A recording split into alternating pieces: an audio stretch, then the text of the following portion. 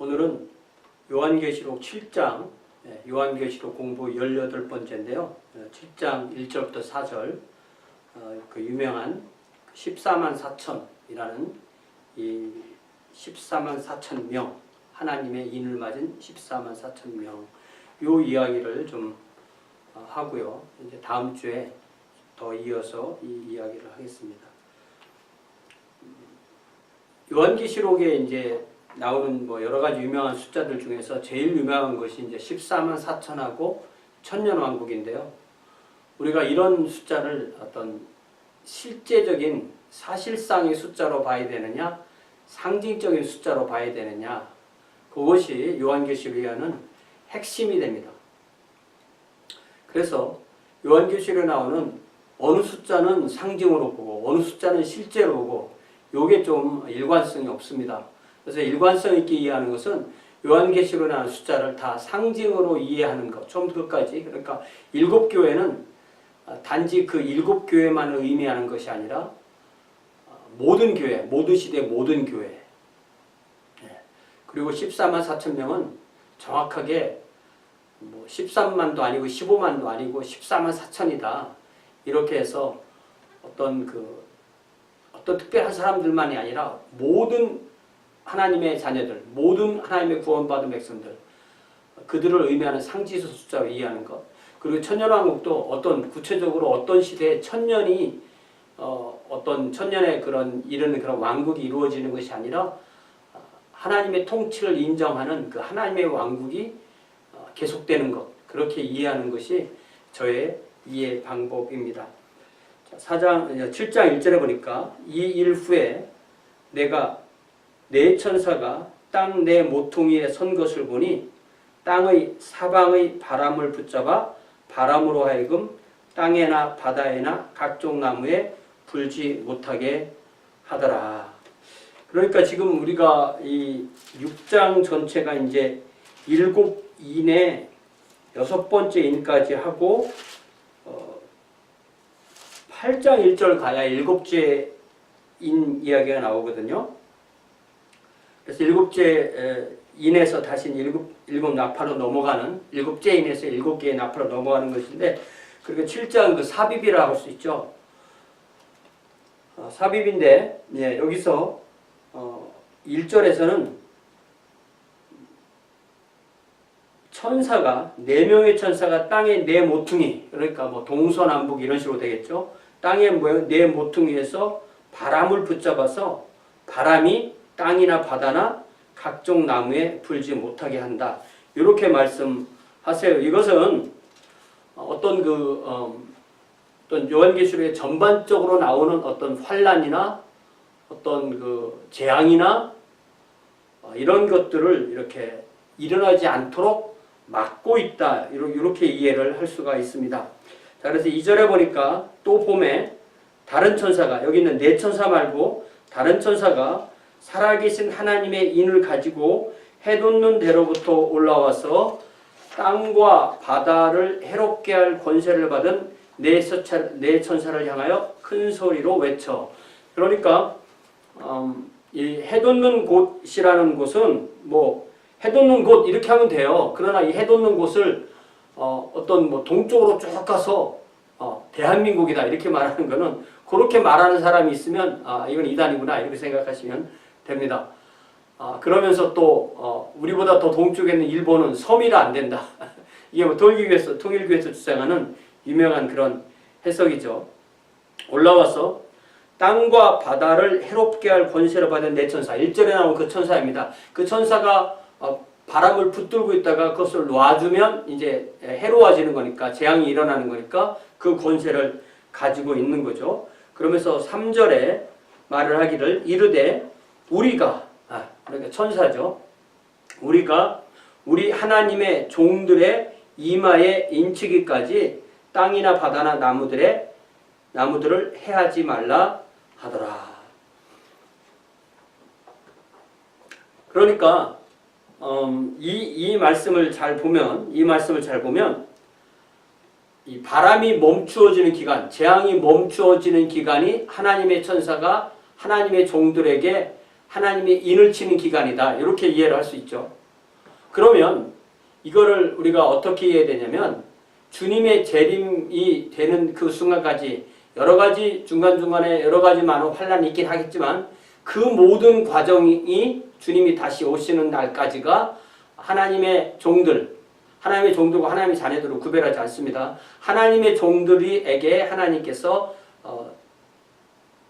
하나님의 자녀들을 구별하는 시간, 하나님의 자녀들이 성령 안에서 성령의 인을 받고 거듭나는 시간이라고 그렇게 이해할 수가 있습니다. 그래서 우리가 이걸 이해하기 위해서 에스겔 9장을 좀 보면은 이해가 좀 될 수가 있는데요. 에스겔 9장에 똑같지는 않지만 많은 그런 이해를 할 수 있도록 도와주는 그런 본문이 나오는데 에스겔 9장에 보면은 또 그가 큰 소리로 내 귀에 외쳐 이르시되 이 성읍을 관할하는 자들이 각기 죽이는 무기를 손에 들고 나아오게 하라 하시더라. 그러니까 사람들을 죽이는 심판이 이제 이루어지게 되는 거죠. 또 내가 보니 6사람이 북향한 윗문 길로부터 오는데 각 사람의 손에 죽이는 무기를 잡았고 그 중에 한 사람은 가는 베옷을 입고 허리에 서기관의 먹그릇을 찼더라. 그들이 들어와서 놋제단 곁에 서더라. 성전의 놋제단, 제단 앞에 선 거죠. 섰더라. 제단 앞에 섰더라. 그룹에 머물러 있던 이스라엘 하나님의 영광이 성전 문지방에 이르더니, 또 이것이 일어난 일이 성전이죠. 이르더니 여호와께서 그 가는 베옷을 입고 서기관의 먹그릇을 찬 사람을 불러, 그러니까 6명 중에 1명은 먹그릇을 가지고 있었고 여호와께서 이르시되 너는 예루살렘 성읍 중에 순행하여 그 가운데에서 행하는 모든 가증한 일로 말미암아 탄식하며 우는 자의 이마에 표를 그리라. 그러니까 예루살렘에 있다고 해서 이스라엘 사람에서 다 구원받거나 다 멸망하는 것이 아니라 하나님께서 택하시고 하나님께서 그 마음을 주셔서 우상 숭배 때문에 그것으로 인하여서 애통해서 우는 사람들을 구별해내는데, 구별해내는 방식이 이마에 하나님의 표를 그리는 거죠. 그들에 대하여 내 귀에 이르시되 너희는 그를 따라 성읍 중에 다니며 불쌍히 여기지 말며 긍휼을 베풀지 말고 쳐서 늙은 자와 젊은 자와 처녀와 어린이와 여자를 다 죽이되 이마에 표 있는 자에게는 가까이 하지 말라. 내 성소에서 시작할지니라 하니라. 그러니까 이게 어떤 육체적인 이스라엘이라고 해서 구원받고 그렇게 하는 것이 아니라는 거죠. 그래서 그렇게 하니까 그들이 성전 앞에 있는 늙은 자로부터 시작하더라. 이렇게 돼 있죠. 그러니까 하나님의 표는 구원받은 사람들을 나타내는 상징이라고 이해할 수가 있어요. 그래서 요한계시록에서는 하나님의 인과 반대되는 개념이 나오는데 그것이 바로 유명한 짐승의 표죠. 그러니까 사람은 두 종류인 거예요. 딱 두 종류입니다. 하나는 하나님의 자녀, 하나님의 자녀하고 하나님의 피조물이지만 사탄에게 소속된 사탄의 종들. 그래서 하나님의 자녀는 하나님의 인을 받고 사탄의 종들은 사탄의 표를 받는데 하나님이 선택하신 사람 외에는 다 사탄의 표를 받는 것입니다. 그러니까 아까 그 에스겔 9장에서도 6명의 관할하는 사람들이 와서 그 중에 한 명이 하나님의 자녀들에게 표를 할 때 다 하나님의 주권 안에 있는 거죠. 그러니까 이것도 역시 짐승의 표를 받고 하나님의 표를 받는 것도 하나님의 주권 아래에 있는 것입니다. 15절부터 읽으면 요한계시록 14장 15절 그가 권세를 받아 그 짐승의 우상에게 생기를 주어 그 짐승의 우상으로 말하게 하고 또 짐승의 우상에게 경배하지 아니하는 자는 몇이든지 다 죽이게 하더라. 그가 모든 자, 곧 작은 자나 큰 자나 부자나 가난한 자나 자유인이나 종들에게 그 오른손에나 이마에 표를 받게 하시고 누구든지 이 표를 가진 자 외에는 매매를 못하게 하니 이 표는 곧 짐승의 이름이나 그 이름의 수라. 지혜가 여기 있으니 총명한 자는 그 짐승의 수를 세어보라. 이것은 사람의 수니 그 수는 666이니라. 그러니까 하나님의 자녀는 하나님의 인을 받고 사탄의 자녀는 사탄의 표를 받는데, 사탄의 표를 받는 사람들은 결국 사탄을 섬기는 우상 숭배자인 거죠. 그럼 하나님의 자녀는 예수 그리스도를 믿고 하나님의 계명을 따르고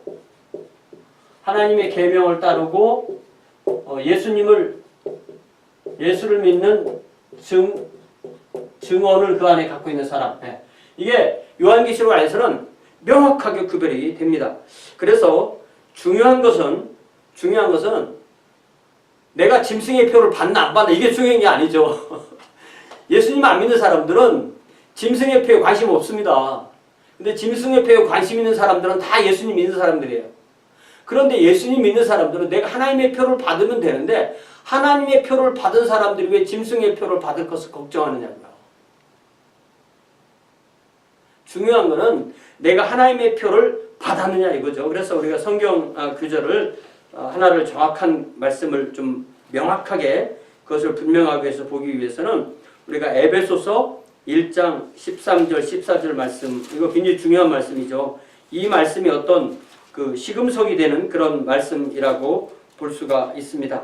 자, 그 안에서 예수님 안에서 너희도 진리의 말씀 곧 너희의 구원의 복음을 듣고, 그러니까 진리의 말씀이 곧 구원의 복음인데 예수님에 대한 소식인데, 그 복음을 들으면 또 그 안에서 믿어서 약속의 성령으로 인치심을 받았으니 이는 우리 기업의 보증이 되사 그 얻은 것을 속량하시고, 이는 성령님이 우리의 기업의 보증이 되시는 거죠. 또 그래서 하나님께서 우리를 예수님 안에서 얻으신 우리를 예수님의 보혈로 속량하시고 그의 영광을 찬송하는, 그러니까 하나님께서 계획하시고 예수님께서 복음을 완성하신 것을 성령님께서 사람을 구원하셔서 예수님에서 속량하시고 하나님의 인으로 인치시고 또 우리가 하나님의 왕국을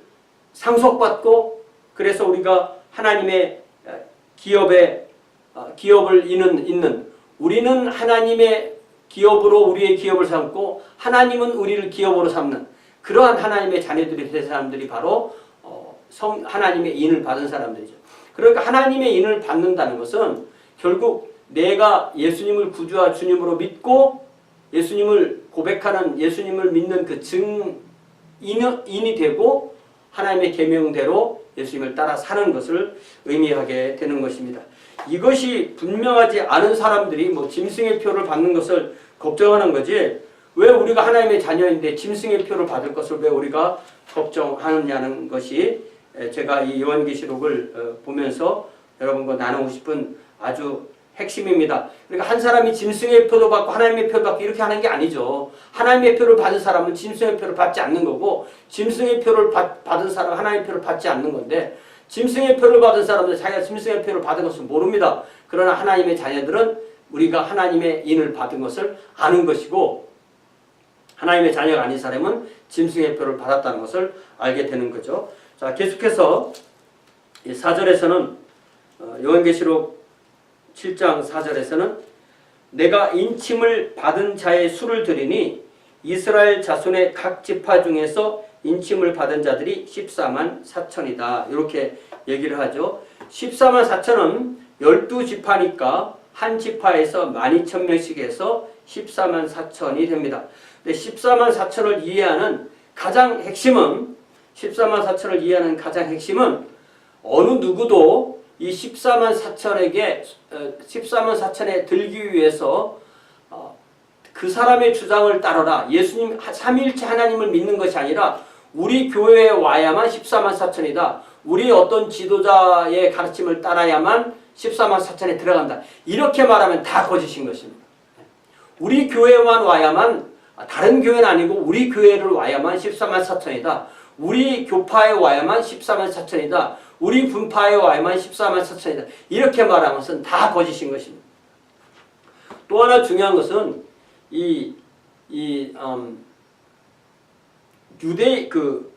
이스라엘 자손의 각 지파라는 이야기인데요. 이스라엘 자손의 각 지파라고 할 때 우리가 이 육체적인 신약에 와서 예수님께서 복음을 완성하신 이후에 이 육체적인 이스라엘과 영적인 이스라엘 관계를 알지 못하면 우리는 예수님의 구원 외에 다른 구원이 이스라엘에게 있는 것처럼 그렇게 착각하게 돼요. 자, 그래서 중요한 것이 바로 로마서 9장인데요. 로마서 9장 3절에 보니까 사도 바울의 고민이 나오죠. 나의 형제 곧 고륙의 친척을 위하여 내 자신이 저주를 받아 그리스도에게서 끊어질지라도 원하는 바로라.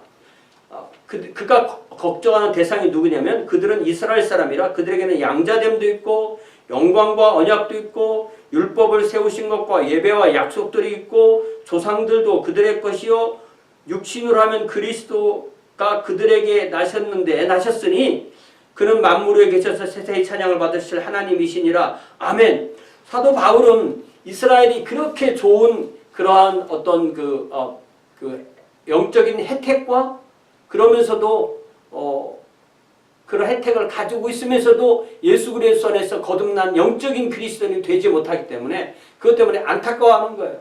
그러니까 이스라엘이라고 해서 무조건 구원받는 방법이 없는 겁니다. 그리고 이스라엘이라고 해서 어떤 집단적으로 회심하는 일도 없는 거죠. 그러니까 이스라엘 사람 한 사람이 예수님을 믿으면 구원받는 겁니다. 그렇기 때문에 사도 바울의 이 고민은 어떻게 하면 이스라엘이 주님 앞으로 돌아오는가 그 이야기죠. 그래서 우리는 예수님 안에서는 어떤 혈통적인 이스라엘이냐 아니냐가 하나도 중요한 것이 아니라는 것을 갈라디아서 3장을 통해서 다시 한번 우리가 확인해야 됩니다. 이 갈라디아서 3장 26절부터 보면은 너희가 다 믿음으로 말미암아 그리스도 예수 안에서 하나님의 아들이 되었으니 그러니까 믿음이 없이도 안 되고 예수 그리스도를 거부해서도 안 되고 예수님 안에 있는 그 사람이 성령의 인침을 받은 사람이고 그 사람이 바로 영적인 이스라엘이라는 거죠. 누구든지 그리스도와 합하기 위하여 침례를 받은 자는 그리스도로 옷 입었느니라. 너희는 유대인이나 헬라인이나 어떤 인종적인 차별, 종이나 자유인이나 어떤 사회적인 차별, 남자나 여자나 성차별 이런 것이 이미 2000년 전에 복음이 완성됐을 때 예수 안에서는 다 사라졌다는 거죠. 오직 어떤 차별이 있다면 그 차별이라고 부르기는 애매하고 구별이 있다면 하나님의 자녀냐 아니냐 예수 그리스도에서 구속받은 사람이 아니냐 그 차별밖에 없는 거죠.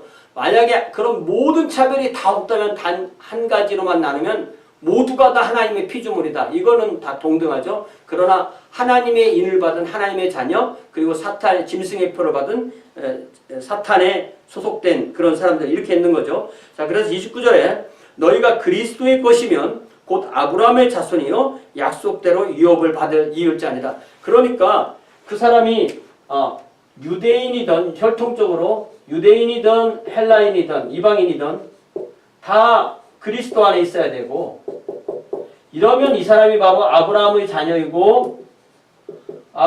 자녀이고 하나님의 왕국을 유업으로 받을 하나님의 왕국의 상속을 받을 사람들이라는 거죠. 그러니까 이거를 분명하게 않으면 이 부분을 분명하게 하지 않으면 우리는 우리 교회에 와야만 14만 4천에 들어갈 수 있어요. 이런 것에 속아 넘어가게 되는 거죠. 그러니까 이 14만 4천에 대해서 참 재미있는 것이 14만 4천으로 사람들을 호리는 사람들의 거의 모든 사람들이 이스라엘 12지파는 영적인 것이라고 해석을 하고 14만 4천은 실제적인 숫자라고 그렇게 주장을 합니다. 그러나 둘 다가 영적인 것으로 어떤 상징적인 것으로 이해해야 된다는 것이 요한계시록 읽은 저의 그런 해석입니다. 오늘은 여기까지 하겠습니다. 감사합니다.